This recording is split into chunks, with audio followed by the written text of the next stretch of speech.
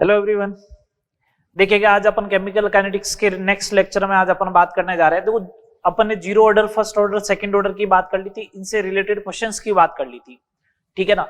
लगभग 40 के अराउंड मैंने क्वेश्चन आपको करवा दिए। आज अपन स्टार्ट करने वाले हैं जो कुछ मैंने लास्ट में बोला था, नीट में अभी तक जितने क्वेश्चन आए हैं 28 या ऐसे समथिंग कुछ क्वेश्चन थे, उसमें से 24 क्वेश्चंस के आसपास अपने हो चुके हैं, है ना। लगभग ये क्राइटेरिया था, 22 या 24 क्वेश्चंस हो गए थे। इसका मतलब अपन कॉम्पिटिटिव एग्जाम में आने वाले, नीट में आने वाले के पॉइंट ऑफ व्यू से बात करें क्वेश्चंस की, तो 80% क्वेश्चन तो पढ़ चुके हैं 3 लेक्चर में, ठीक है। तो आज अपन बात करते हैं जो एग्जाम पॉइंट ऑफ व्यू से मैं ऐसा बोल सकता हूं ज्यादा इंपोर्टेंस नहीं रखेगा। हाँ, क्वेश्चंस बन सकते हैं अगर अच्छा पेपर आए तो, अदरवाइज लास्ट 2-3 साल का ट्रेंड देखें, मतलब 2013 से 2019 तक की बात करें तो उससे रिलेटेड एक आधा क्वेश्चन आया हुआ है। और एनसीईआरटी में मेंशन पॉइंट एक ही पढ़ने वाले अपन, छद्म कोटि अभिक्रिया, स्यूडो ऑर्डर रिएक्शन, ठीक है। करें स्टार्ट, चलो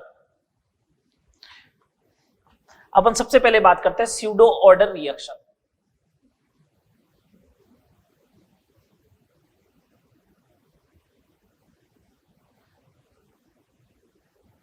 छद्म कोटि अभिक्रिया, स्यूडो ऑर्डर रिएक्शन, छद्म कोटि अभिक्रिया, इसकी बात करते हैं। सुने बात को, पहले फर्स्ट पॉइंट की बात करते हैं, डेफिनेशन क्या है, उसके बाद आगे आगे और बात करते जाएंगे। छद्म कोटि अभिक्रिया वो होती है या स्यूडो ऑर्डर रिएक्शन वो होती है जिसका छद्म का या स्यूडो का मतलब क्या होता है, जो दिखता है वो होता नहीं है, उसे अपन क्या बोलते हैं, स्यूडो ऑर्डर। इसका मतलब मैं ऐसा बोल सकता हूं कि स्यूडो ऑर्डर रिएक्शन वो होगी जिसमें एक्सपेक्टेड ऑर्डर, मतलब एक्सपेक्टेड का मतलब अपन ने क्या सोचा कि ऐसा आना चाहिए, एक्सपेक्टेड ऑर्डर और रियल ऑर्डर मतलब वास्तविक ऑर्डर में क्या होगा, डिफरेंट होगा, तो उसे अपन बोलेंगे स्यूडो ऑर्डर रिएक्शन, ठीक है। यदि किसी अभिक्रिया की, यदि किसी अभिक्रिया का,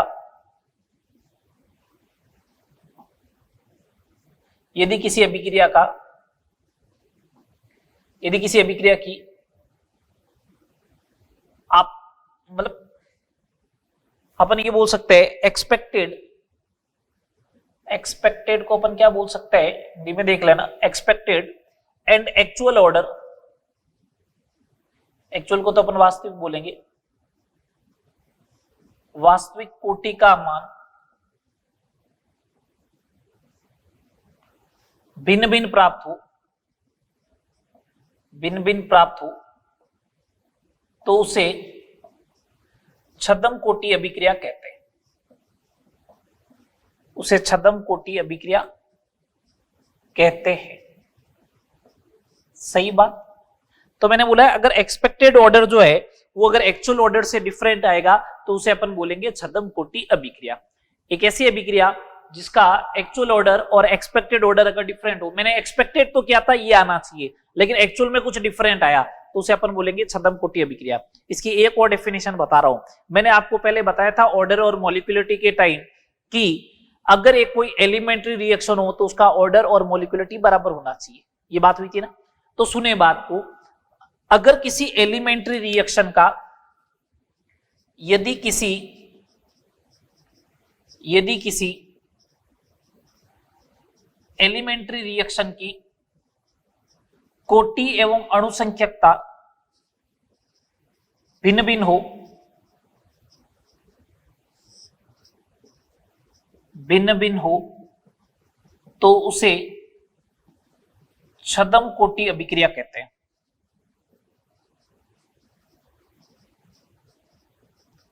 उसे छद्म कोटि अभिक्रिया कहते हैं। अगर किसी एलिमेंट्री, अपन ने तो कहा ना एलिमेंट्री में ऑर्डर और मॉलिक्यूलरिटी बराबर होगी, लेकिन ऑर्डर और मॉलिक्यूलरिटी बराबर नहीं आए तो भी उसे अपन क्या बोलेंगे, स्यूडो ऑर्डर रिएक्शन, ठीक है बात। अब समझे, एग्जांपल समझे, जैसे मैंने एक एग्जांपल लिखा, अब एग्जांपल लिखते हैं, एक एग्जांपल लेके बात करते हैं। मैंने एक रिएक्शन लिखी A+B, ये एलिमेंट्री रिएक्शन है, ऐसे पहले लिख देता हूं, एलिमेंट्री रिएक्शन है ये कोई, A+B और B दे दिया मैंने एक्सेस में। अगर ये बना रहा है प्रोडक्ट में, तो एक्सपेक्टेड रेट लो क्या होना चाहिए था, एक्सपेक्टेड रेट लो मतलब अपने अकॉर्डिंग ये होना चाहिए था। अगर ये छद्म कोटि अभिक्रिया है तो R इज इक्वल टू के A इंटू बी होना चाहिए था, बोलो होना ये चाहिए था। लेकिन एक्चुअल रेट लॉ जो आएगा, एक्चुअल रेट लॉ जो आएगा इस वाले केस में वो ये आ रहा है R इज इक्वल टू के डैश ए। अब जब ये आ रहा है तो रेट तो बराबर होगी, रेट बराबर आई, रेट बराबर आई तो मैं ऐसा बोल दूं कि के जो होगा, के जो होगा वो के डैश अपॉन बी के बराबर हो गया, या इस के इंटू बी की जगह, इस के इंटू बी की जगह जो है वो के डैश आ गया, तो के की वैल्यू जो आएगी वो के डैश बी आएगी। अब अगर इसकी बात करें तो ऑर्डर कितना आया, मैं अगर ऐसा बोलूं ऑर्डर 1 आया और मॉलिक्यूलरिटी क्या है 2 है, तो एक बात बताइएगा मेरे को, एक बात बताओ, ये जब एलिमेंट्री रिएक्शन थी तो ऑर्डर और मॉलिक्यूलरिटी तो बराबर आना चाहिए, लेकिन ऐसा नहीं हुआ। अगर ऐसा नहीं है तो इसका मतलब इसे सूडो ऑर्डर रिएक्शन बोला अपन, ठीक है। इस के को जो है वो अपन बोलते हैं ये सेकंड ऑर्डर होना चाहिए था वैसे बेसिकली, तो के को तो बोलता है second order rate constant, second order rate constant, ठीक है। और के डैश को बोलेंगे छद्म कोटि अभिक्रिया का दर नियतांक, के डैश को बोलेंगे छद्म कोटि अभिक्रिया का दर नियतांक, ऐसा बोला जाएगा। एक ठीक है, जो एक्सेस में दे रखा होगा ना उसकी कंसेंट्रेशन से डिवाइड कर दो तो आपको छद्म कोटि अभिक्रिया का मतलब द्वितीय कोटि अभिक्रिया का दर नियतांक मिल जाएगा, ठीक है। चलो एक और एग्जांपल की बात करते हैं, एक और एग्जांपल की मैं बात करता हूं, एस्टर का जल अपघटन, एस्टर का जल अपघटन। इसमें भी क्या करते हैं अपन, CH3COO C2H5 लेते हैं प्लस H2O लेते हैं, H2O एक्सेस में होता है तो बनता है CH3COOH plus C2H5OH। Expected rate लो तो ये होना चाहिए था, इसका एलिमेंट्री रिएक्शन है ये भी, एक्सपेक्टेड रेट लो तो ये होना चाहिए था कि R बराबर के CH3COO C2H5 upon into concentration of H2, लेकिन इसका एक्चुअल रेट ऑर्डर जो है वो ये है, एक्चुअल रेट लॉ जो है वो ये है R बराबर के डैश इंटू CH3COO C2H5, ठीक है। तो इसके अकॉर्डिंग अगर अपन बात करें तो K बराबर जो आएगा K dash upon concentration of H2, इसका मतलब K की जो वैल्यू होती है वो K डैश अपॉन जो एक्सेस में होता है उसकी वैल्यू आएगी, K जो आएगा वो K डैश अपॉन जो एक्सेस में रिएजेंट होगा उसकी कंसेंट्रेशन आएगी, ठीक है बात। चले आगे, चल अब इससे रिलेटेड एक क्वेश्चन, बस आपको बिल्कुल डेफिनेशन का आइडिया हो, ठीक है। एक तो फर्स्ट ऑफ थिंग, और एक के कैलकुलेट करना आना चाहिए या के डैश कैलकुलेट करना आना चाहिए। जैसे मैंने एक सिंपल सा क्वेश्चन लिखा इससे रिलेटेड कि एक एलिमेंट्री रिएक्शन है, मैंने पहले बोल दिया है कि ये एक एलिमेंट्री रिएक्शन है जिसमें A प्लस बी जो है वो किस में कन्वर्ट हो रहा है, प्रोडक्ट में कन्वर्ट हो रहा है, और इसका जो K है, इसका जो K दे रखा है वो मेरे को दे रखा है 1.8 इंटू 10⁻⁻⁴ सेकेंड इनवर्स। तो मेरे को तो ऐसा लगा था सेकंड ऑर्डर आएगी, लेकिन K से ये मालूम चला ये फर्स्ट ऑर्डर है, तो इसका मतलब सूडो फर्स्ट ऑर्डर रिएक्शन हो गई। मेरे को बोला जब B की सांद्रता, जब B बराबर 0.1 m हो तो सेकंड ऑर्डर रेट कांस्टेंट ज्ञात करो, रेट कांस्टेंट ज्ञात करो। अपन से ये पूछा गया, अपन से ये क्वेश्चन पूछा गया है, ठीक है ना। Second order rate constant calculate करना है अपन को, ठीक है बात। अब चलो अपन को मालूम है सेकंड ऑर्डर का जो रेट कांस्टेंट होता है वो होता है K, और K किसके बराबर होता है सूडो ऑर्डर रिएक्शन में, K dash upon concentration of access reagent, जो दे रखी होती है वही एक्सेस होता है। B के बारे में बोला तो B एक्सेस में होगा, K डैश अपॉन B, तो K डैश की वैल्यू फर्स्ट ऑर्डर का रेट कांस्टेंट होता है अपॉन 0.1, तो K is equal to 1.8 into 10⁻⁻³ हो जाएगा, ठीक है। यूनिट चाहिए तो mole inverse litre second inverse, okay. ये सिंपल सा क्वेश्चन बनेगा, एनसीईआरटी में भी इसके ऊपर दे रखा है। इस वाले क्वेश्चन में H2 की कंसेंट्रेशन दे रखी है और बोला सेकंड ऑर्डर का रेट कांस्टेंट कैलकुलेट करो, कर लोगे। चले आगे, चलो अपन आगे बात करते हैं। ये सूडो ऑर्डर रिएक्शन की बात हो गई,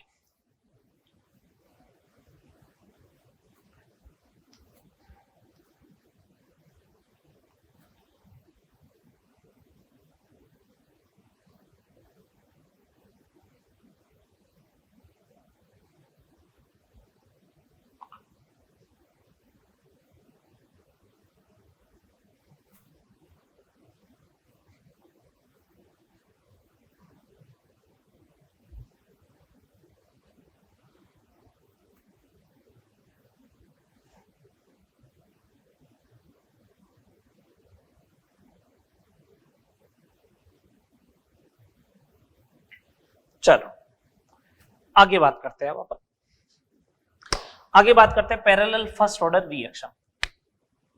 पैरेलल फर्स्ट ऑर्डर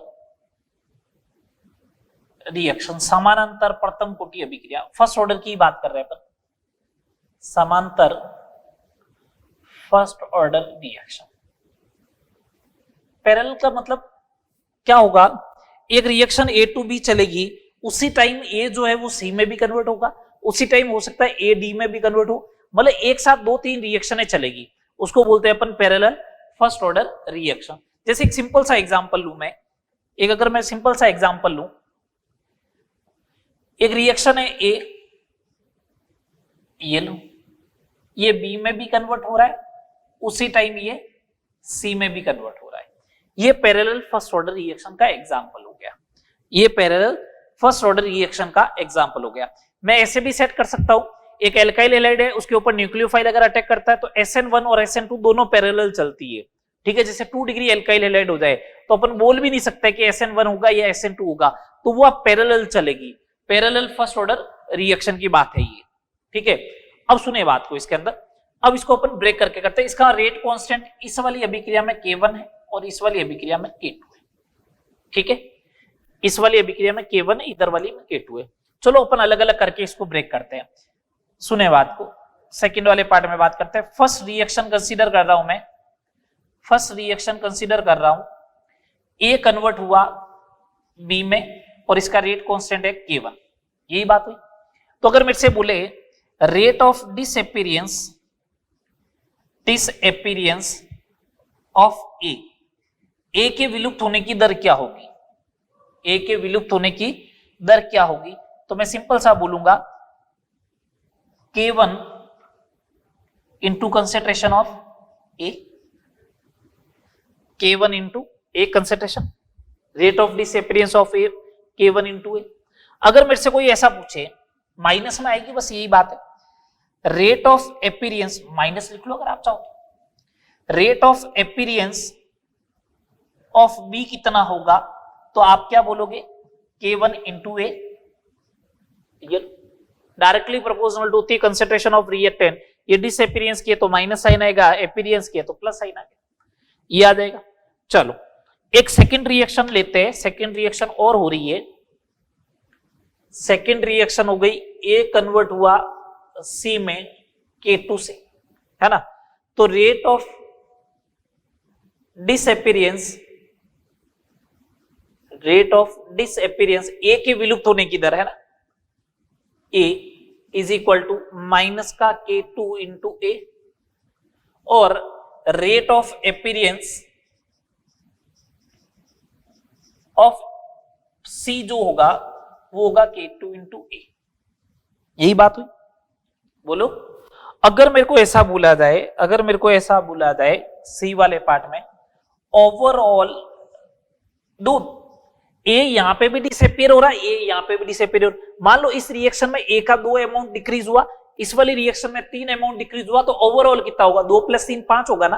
तो overall rate of disappearance of A जो होना चाहिए, डिसअपीयरेंस ऑफ ए जो होना चाहिए वो ये होगा माइनस का K1 इंटू ए इस वाली रिएक्शन प्लस माइनस का K2 इंटू ए इस वाली रिएक्शन।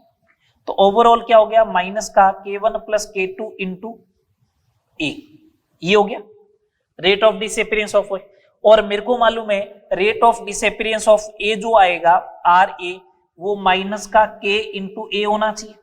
कंपैरिजन करें तो ओवरऑल रेट कांस्टेंट जो आएगा, ओवरऑल रेट कांस्टेंट जो बनेगा वो बन जाएगा K1 प्लस K2।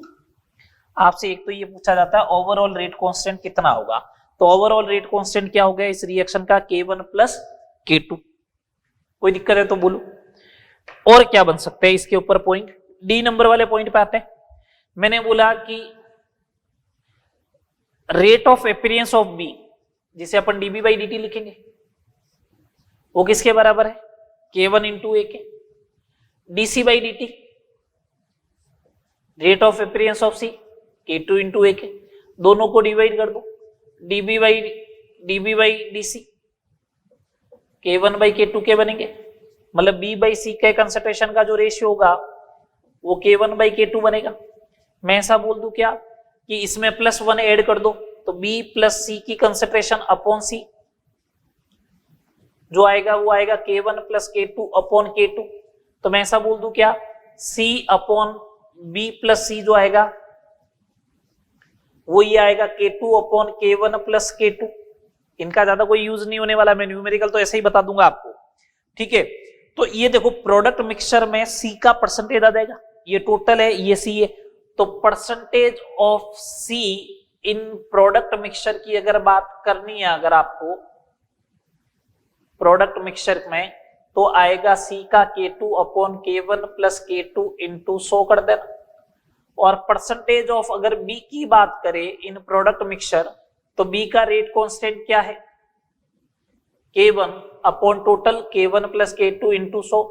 इसका मतलब ओवरऑल बात ये हुई जिसका रेट कांस्टेंट ज्यादा होगा, ओवरऑल बात ये हुई जिसका रेट कांस्टेंट अगर ज्यादा होगा, ठीक है, ओवरऑल बात ये हुई जिसका रेट कांस्टेंट अगर ज्यादा होगा तो उसका परसेंटेज जो होगा वो ज्यादा होना चाहिए। देख लो K1 बाई K2 तो दोनों केस में आ रहा है, जिसका परसेंटेज ज्यादा होगा, जिसका परसेंटेज ज्यादा होगा मतलब जिसका रेट कांस्टेंट ज्यादा होगा वो प्रोडक्ट मिक्सचर में भी ज्यादा परसेंटेज में मिलेगा, ठीक है बात। चलो मैं अभी बात करता हूं इसके रिलेटेड न्यूमेरिकल्स की, चले आगे। चलो ये हो गया ओवरऑल अपने पास पैरेलल फर्स्ट ऑर्डर रिएक्शन।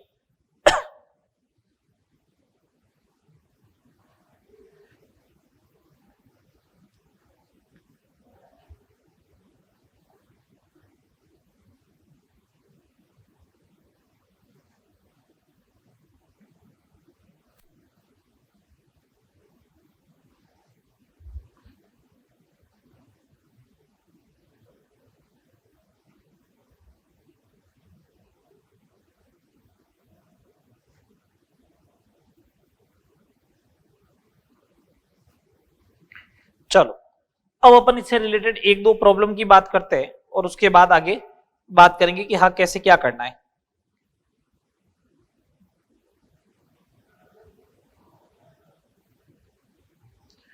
जैसे मैंने आपको एक क्वेश्चन दिया ऐसा कि एक फर्स्ट ऑर्डर रिएक्शन है,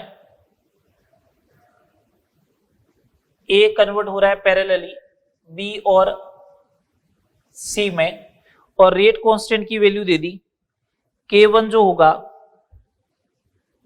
वो 2 इंटू 10⁻³ मिनट इनवर्स होगा और K2 जो होगा वो 0.3 इंटू 10⁻² मिनट इनवर्स होगा। Percentage of be in product mixture कितना होना चाहिए ये अपन को आइडेंटिफाई करना है,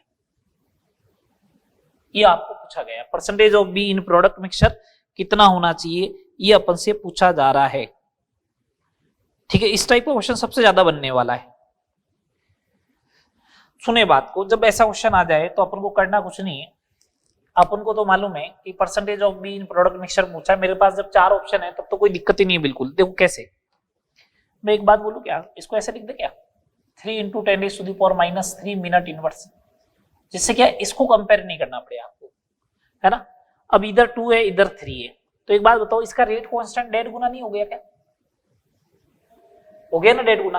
अगर 1.5 गुना हुआ इसका मतलब सी जो होगा वो बी के कंपैरेटिव में 1.5 गुना होना चाहिए, बी जो होगा सॉरी सी जो होगा वो बी के कंपैरेटिव में 1.5 गुना होना चाहिए प्रोडक्ट मिक्सचर में। इसका मतलब ये 60% होगा तो ये 40 होगा, बोलो हो गया ना 1.5 गुना। तो बी का परसेंटेज इन प्रोडक्ट मिक्सचर कितना होगा 40% होगा, सीधी सी बात है। देख लो कितना गुना होना चाहिए उसके अकॉर्डिंग आ गया, सी 60 होगा ये बी 40। अगर आपने जैसे बी अगर वहां ऑप्शन दे रखा होता बी 20% दे रखा है, तो एक बात बताओ 20 का 1.5 गुना तो 30 ही होना चाहिए, तो परसेंटेज मिला के 100 कहां हुआ, परसेंटेज मिला के 100 कहां हुआ। 50 दे रखा तो 50 का 1.5 गुना कितना होता है 75, परसेंटेज मिला के तो 100 से ज्यादा हो गया। अब आपको चाहिए कि नहीं सर मेथड से ही बात करनी है, तो मैंने कहा परसेंटेज ऑफ बी जो होगा वो होगा K1 upon K1 plus K2 into 100 होना चाहिए। फिर K1 की वैल्यू कितनी है 2, K1 प्लस K2 की वैल्यू कितनी है 3, अरे वो पावर हट जाएगी आपस में, ये 2/5 हो गया इंटू 100 हो गया, ये लो 40% ही तो आएगा, अभी भी इतना आएगा 40% ही तो आएगा। कोई डाउट है तो बोलो, है डाउट कोई नहीं, चले आगे, चलो आगे बात करते हैं। ये दो टाइप की आज अपने रिएक्शन पढ़ ली, पैरेलल फर्स्ट ऑर्डर और स्यूडो ऑर्डर रिएक्शन। एक ही क्वेश्चन मैंने इन दोनों से रिलेटेड जो नॉर्मल और सबसे इंपॉर्टेंट क्वेश्चन है मेडिकल पॉइंट ऑफ व्यू से ये थे जो मैंने आपको बता दिए। चलो अब आगे बात करते हैं। चलिए भैया आगे बात करते हैं monitoring of the reaction. Monitoring of reaction,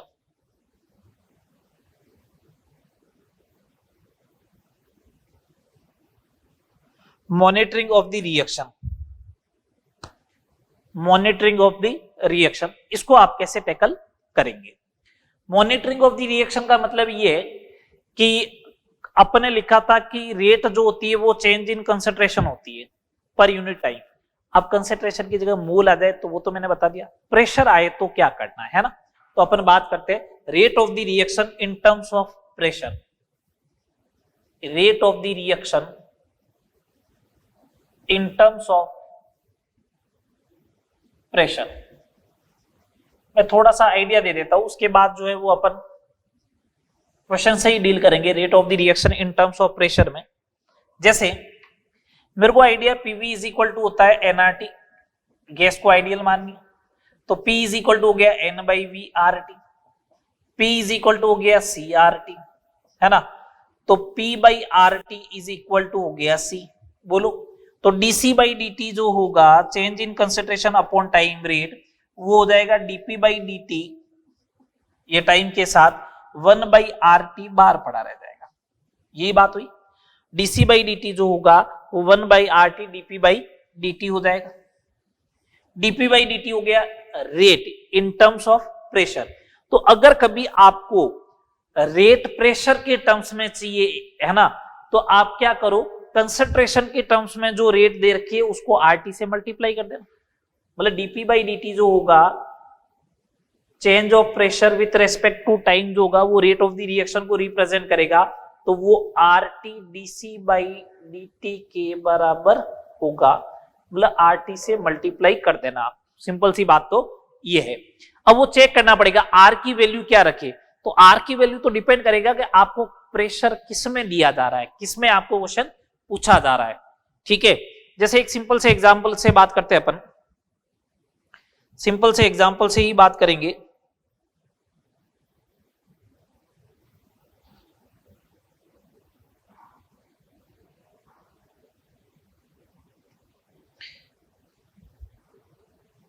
किसी अभिक्रिया की दर, किसी अभिक्रिया की दर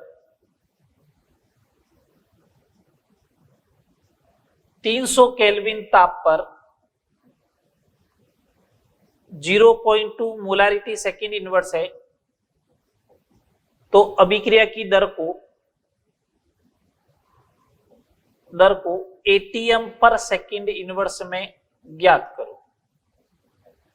ये अपन से पूछा जा रहा है।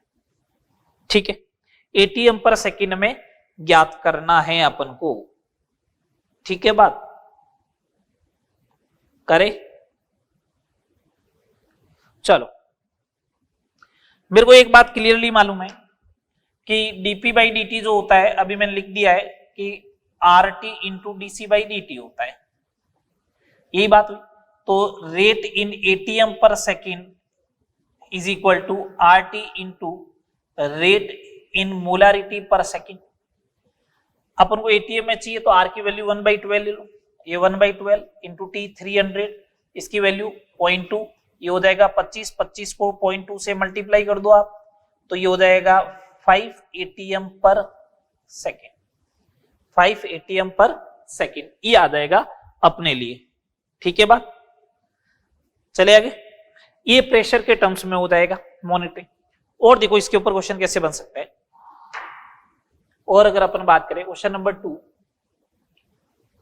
मैंने एक रिएक्शन लिखी है ऐसे, ए गैस है वो कन्वर्ट हो रहा है B gas plus half of the C gas. मैंने यहां पे कुछ भी नहीं लिखा, जीरो ऑर्डर है, फर्स्ट ऑर्डर है, सेकंड ऑर्डर, कुछ भी नहीं, मैंने तो एक ऐसे लिख दिया। मैंने बोला टी बराबर 0 समय पर अभिक्रिया का कुल दाब 100 mm ऑफ HG है, 100 mm ऑफ HG है। और मैंने बोला टी बराबर 5 मिनट पर अभिक्रिया का कुल दाब 120 mm ऑफ Hg है, तो अभिक्रिया की दर ज्ञात करो।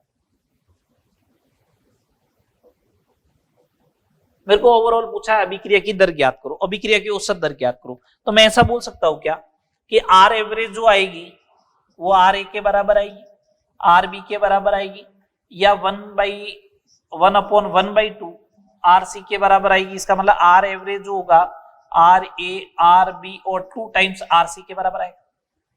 तो अपन तो फोकस कर लेते हैं कि ए इस बार प्रेशर के टर्म्स में आएगी, है ना, तो प्रेशर के टर्म्स में आएगी तो अपन प्रेशर के टर्म्स में कैलकुलेट कर लेते हैं। देखो स्टार्टिंग में प्रेशर गैस का था,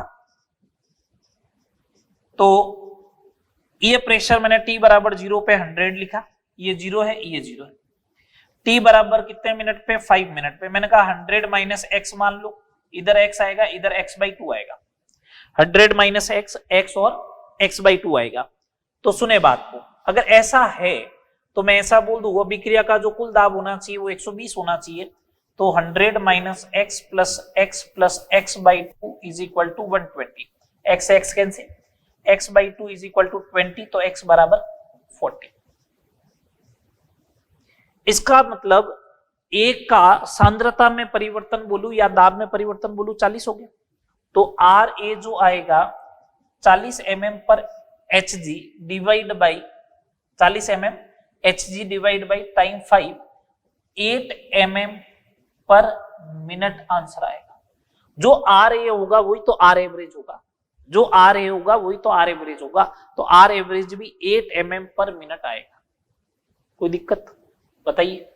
नहीं? चलो आगे आगे और बात करते हैं।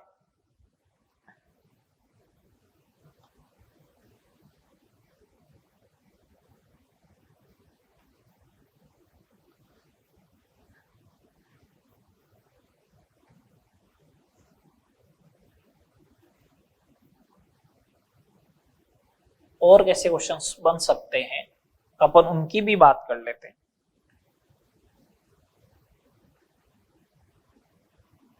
अगर मेरे को ऐसा दे दिया जाए, नेक्स्ट क्वेश्चन नंबर 3 देखिए, प्रेशर से related.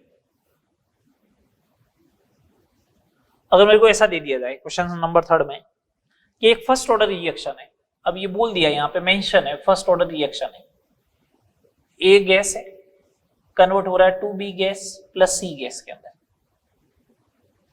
T equal to 0 time पे टोटल प्रेशर P0 है और T equal to T time पे प्रेशर PT है। अपन को ये बोला है, अपन को बोला रेट कांस्टेंट K1 की वैल्यू क्या होगी। अपन से ये पूछा जा रहा है कि रेट कांस्टेंट K1 की वैल्यू क्या होगी। ठीक है, ये T बराबर 0 पे P0 है और ये PT है। एक बात सोचना, कंसंट्रेशन की जगह अपन ने कहा प्रेशर रख सकते हैं, कंसंट्रेशन की जगह अपन प्रेशर रख सकते हैं। तो मैंने कहा K1 का जो फॉर्मूला होगा ना वो ये होना चाहिए 2.303 upon time T log 10 base पे A0 अपॉन AT होता है। ये A0 और AT गौर करे, ध्यान रहे, ये कंसंट्रेशन ऑफ रिएक्टेंट है।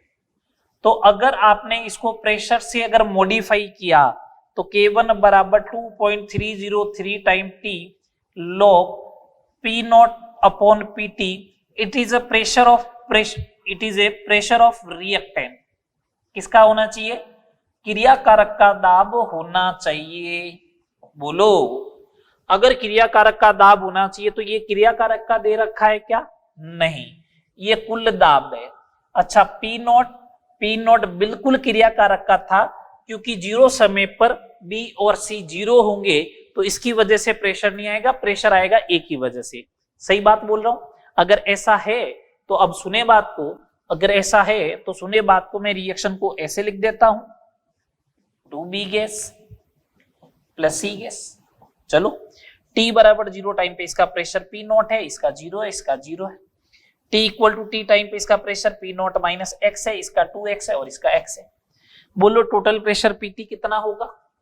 PT होगा P0 minus x plus 2x plus x, x से x गया, Pt minus P not is equal to 2x, तो x बराबर आ गया Pt minus P not upon 2, ये आ गया x की वैल्यू। तो देखो रिएक्टेंट का ओरिजिनल प्रेशर, स्टार्टिंग का प्रेशर तो पी नॉट है, किसी पर्टिकुलर टाइम पे प्रेशर कैलकुलेट करना है, तो वो पीटी थोड़ी ना होगा। P of A, pressure of A at time T कितना होगा, तो मैंने कहा वो है पी नॉट माइनस एक्स, और x की वैल्यू कितनी है वो रख दो, PT minus P not divide by 2। इसको अगर सॉल्व करोगे 2 P not minus PT minus minus plus P not divide by 2, 3 P not minus PT divide by 2, ये आ जाएगा।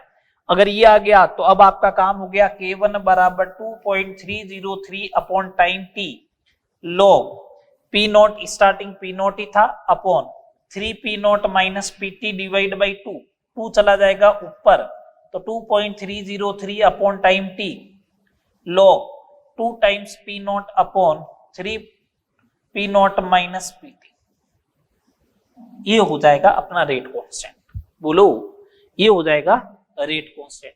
कोई डाउट है तो बताइए। नहीं, ये 3 क्वेश्चन मैंने प्रेशर से रिलेटेड करवा दिया, आपको मॉनिटरिंग करनी आनी चाहिए, प्रेशर के टर्म्स में मॉनिटरिंग ऐसे होगी, कोई दिक्कत। इसके अलावा मॉनिटरिंग के अगर आपको क्वेश्चन दे रखे तो मैं आपको सजेस्ट यही करूंगा, उनका कोई लेना देना नहीं होता है, ठीक है। आपको अगर आइडिया चलेगा, आपको लगता है कि नहीं लेना देना है, तो नीट 2013 से लेके 2020 तक का या इससे प्रीवियस पेपर आप उठा के देख लीजिए, आपको आइडिया चल जाएगा उस क्वेश्चंस का कोई रिलेवेंट है या नहीं, ठीक है। चलो आगे, चलो 3 क्वेश्चन ये हो गए प्रेशर के टर्म्स में। अब अपन लास्ट बात कर लेते हैं कि order of the reaction calculate करने के तरीके क्या थे बेसिकली, जो अपन वैसे बात तो कर चुके हैं, लेकिन मैं उनको वापस समराइज कर देता हूं, जिससे क्या है टॉपिक आपको भी लगेगा कि हाँ कंप्लीट होने वाला है, ठीक है जी। चलो अब अपन बात कर लेते हैं ऑर्डर डिटरमाइन करने के method.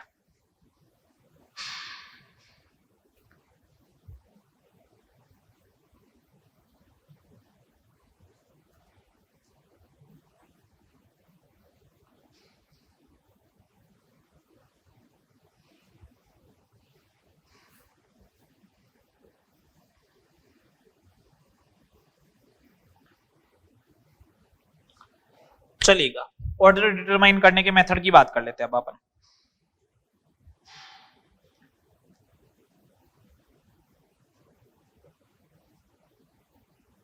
Method of finding of order, method of finding of order of the reaction, इसके बारे में बात कर लेते हैं। किसी भी रिएक्शन का ऑर्डर आइडेंटिफाई करने का क्या मेथड हो सकता है, method of finding of order of the reaction. देखो सबसे पहला तरीका ये हो, रेट लो गिवन हो, रेट लो क्या हो, गिवन हो।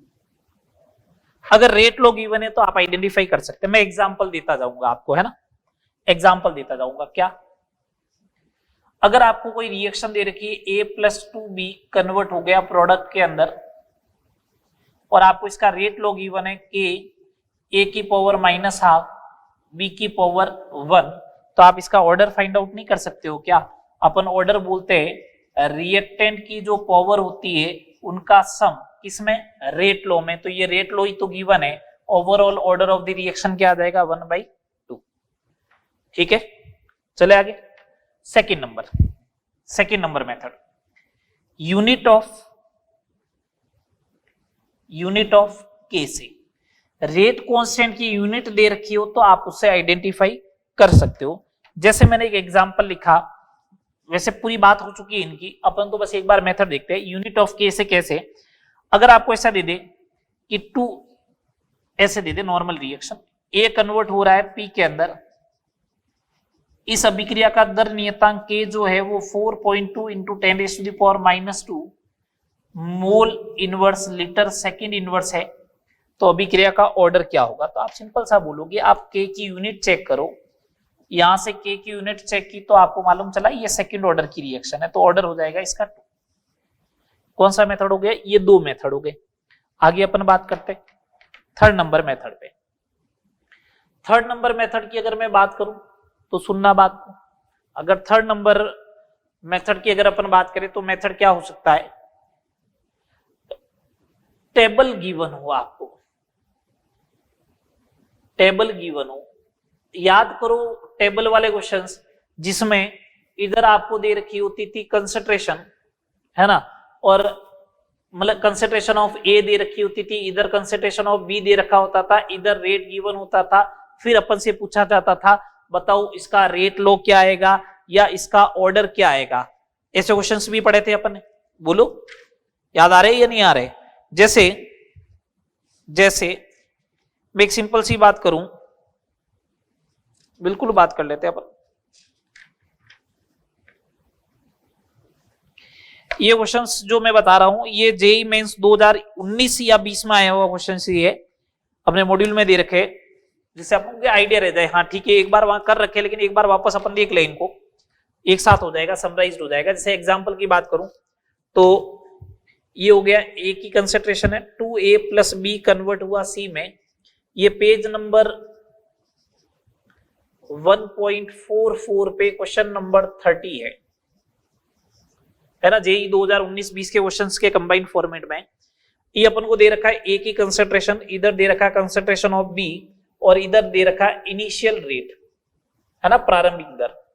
अपन को दे रखा 0.05, इधर 0.1, इधर 0.2, इधर दे रखा 0.05, इधर 0.05, इधर 0.1।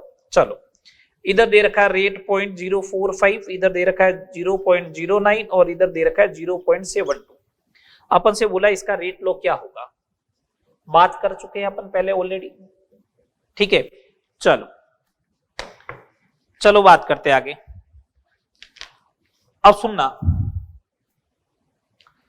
ये अगर दे रखा है ना तो आप एक काम करो, यहां पे ये कांस्टेंट है, इसको आपने किया डबल तो रेट भी हो गई डबल, ये तो बात हुई, रेट हुई ना डबल। ये तो मालूम चल रहा है ना डबल हो रहा है या नहीं हो रहा है। अगर ये मालूम नहीं चल रहा है तो फिर तो भगवान भी तुम्हारा मालिक नहीं है, हकीकत बता रहा हूं, ठीक है। इसको डबल करने पर इधर रेट डबल हुई है, इसका मतलब ये हुआ कि 2 की पावर कितनी लगाऊं कि 2 आएगा तो अल्फा इज इक्वल टू 1। ये लो, आधा काम तो हो गया।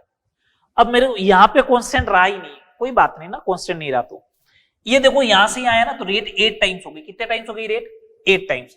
तो देखो इसको डबल किया तो ए की वजह से रेट चेंज होगी, तो ये तो हो गई 2 टाइम्स, 2 टाइम्स तो ए की वजह से हो गई, टोटल 8 टाइम्स है तो ए की वजह से 2 टाइम्स, तो इसका मतलब 4 टाइम्स किसकी वजह से होगी? Due to B. अरे यहां से यहां है तो रेट 8 गुना है, 8 गुना है तो डबल तो किसकी वजह से हुई? ए की वजह से। अब बी की वजह से देखनी कितनी हुई, तो बी भी डबल हुआ, तो 2 की पावर कितनी लगाऊं कि 4 आ जाए, तो इसका मतलब बीटा इज इक्वल टू 2, तो रेट लो क्या बनेगा? आर इज इक्वल टू के ए की पावर 1 बी का स्क्वायर। बोलो ये बनना चाहिए, कोई दिक्कत नहीं। चलो आगे बात करते हैं, फोर्थ मेथड पे बात करते हैं। फोर्थ मेथड पे बात करते हैं कंसंट्रेशन एंड टाइम रिलेशन का। कंसंट्रेशन एंड टाइम रिलेशन अगर दे रखे हो तो उसके अकॉर्डिंग आपको कैलकुलेट करने का बोले तो कैसे कैलकुलेट करोगे। मैंने आपको एक क्वेश्चन करवाए थे, 2 क्वेश्चन करवाए थे, जीरो ऑर्डर दे रखा था, फर्स्ट ऑर्डर दे रखा था, एक्स और वाई की वैल्यू पूछी जा रही थी। तो इसका दूसरा तरीका ये हो सकता है एक्स वाई की वैल्यू दे दे और फिर आपसे पूछे बताओ ऑर्डर कौन सा होगा। जैसे एक सिंपल सा क्वेश्चन लेके अगर अपन बात करें एग्जाम्पल लेके, तो मैं एक एग्जाम्पल ले रहा हूं कंसंट्रेशन एंड टाइम रिलेशन का। क्या मैंने आपको ये दी कंसंट्रेशन इधर ऑफ रिएक्टेंट, है ना, और इधर मैंने दिया टाइम इन मिनट, इधर मैंने दिया आपको 400 टाइम 0 पे, ठीक है। फिर मैंने दिया आपको 320 एट टाइम 20 मिनट। अगला टाइम स्लॉट दिया मैंने आपको 40 मिनट का, 40 मिनट का टाइम स्लॉट दिया और मैंने आपको दिया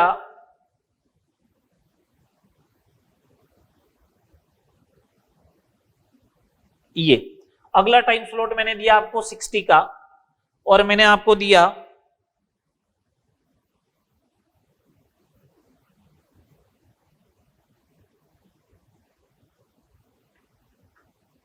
204.8 ये दिया। अब पूछा कि बताओ इस रिएक्शन का ऑर्डर क्या होगा। मैंने पूछा इस रिएक्शन का ऑर्डर क्या होगा, ये पूछा है आपसे। ठीक है, इस रिएक्शन का आपको क्या बताना है, ऑर्डर बताना है।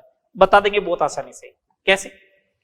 जब भी ऐसा आए, जब भी ऐसा क्वेश्चन आए, दो लॉजिकल बात बोलने वाला हूं। मैं पहले भी बोल सकता था लेकिन मैंने वहां पे बोली नहीं थी। मैंने आपको एक तो ये बात बोली थी कि केमिस्ट्री में एक जीरो ऑर्डर एक ऐसी अकेली रिएक्शन है, जीरो ऑर्डर एक ऐसी अकेली रिएक्शन है जो कंप्लीट होती है फाइनाइट टाइम में, और वो फाइनाइट टाइम है 2 हाफ लाइफ टाइम के बराबर। पहली बात। दूसरी बात, जीरो ऑर्डर में हाफ लाइफ टाइम कंसेंट्रेशन के डायरेक्टली प्रोपोर्शनल टू होता है, फर्स्ट ऑर्डर में डिपेंड नहीं करता है। उससे रिलेटेड अपन ने क्वेश्चंस भी कर लिए थे। ठीक है, अब मैं बात कर रहा हूं, सुनना ढंग से। जीरो ऑर्डर में इक्वल टाइम में इक्वल कंसेंट्रेशन डिक्रीज होती है, इक्वल टाइम में इक्वल कंसेंट्रेशन डिक्रीज होती है, X is directly proportional to T के अकॉर्डिंग। ठीक है, फर्स्ट ऑर्डर में इक्वल टाइम में इक्वल परसेंटेज डिक्रीज होता है। नोट कर लेना अच्छे से। जीरो ऑर्डर में इक्वल टाइम में इक्वल कंसेंट्रेशन डिक्रीज होती है, फर्स्ट ऑर्डर में इक्वल टाइम में इक्वल परसेंटेज। अब मैंने सोचा ये जीरो ऑर्डर होनी चाहिए दो, otherwise hit and trial method बता दूंगा पूरा सोल्व करके भी, लेकिन अगर आपको समझ में आ जाए, दिमाग में बैठ जाए, तो सबसे बेस्ट तरीका बता रहा हूं। अगर ये जीरो ऑर्डर होती तो इक्वल टाइम में इक्वल कंसेंट्रेशन डिक्रीज होती। 20 मिनट में 80 की डिक्रीज हुई तो अगले 20 मिनट में 80 की डिक्रीज होनी चाहिए। 320 में से 80 जाता तो 240 बचता, नहीं बचा, इसका मतलब जीरो ऑर्डर तो नहीं है। ठीक है, अब सुने, यहां 80 कम हुआ है, 80 डिक्रीज हुआ है। 80 400 का कितना परसेंटेज है? 20। कितना परसेंटेज है? 20। 320 से 256 हुआ है, 64 डिक्रीज हुआ है। 64 320 का कितना है? 20%। यहां पे कितना कम हुआ है? 51.2। ये कितना है? 256 का। 256 का कितना परसेंटेज है? 20%। लो, इक्वल टाइम में इक्वल परसेंटेज डिक्रीज हो रहा है, इसका मतलब कौन सा ऑर्डर का रिएक्शन है? फर्स्ट ऑर्डर का रिएक्शन है। कौन से ऑर्डर का रिएक्शन है? फर्स्ट ऑर्डर का। अब सुनना बात को ढंग से, सुने बात को ढंग से। अगर ये ऐसा होता कि आप कहते कि नहीं सर हमारे तो ये दिमाग में नहीं बैठता है, तो आपको क्या करना पड़ता? के की वैल्यू कैलकुलेट करनी पड़ती। किसकी वैल्यू? के की वैल्यू। के की वैल्यू कैलकुलेट करने पर सारे ऑब्जर्वेशन के लिए अगर सेम आ रहा है तो जो आपने ऑर्डर कंसीडर किया वो होगा। जैसे मैंने माना जीरो ऑर्डर रिएक्शन है, जीरो ऑर्डर रिएक्शन है, तो इसका मतलब के की वैल्यू क्या होती है?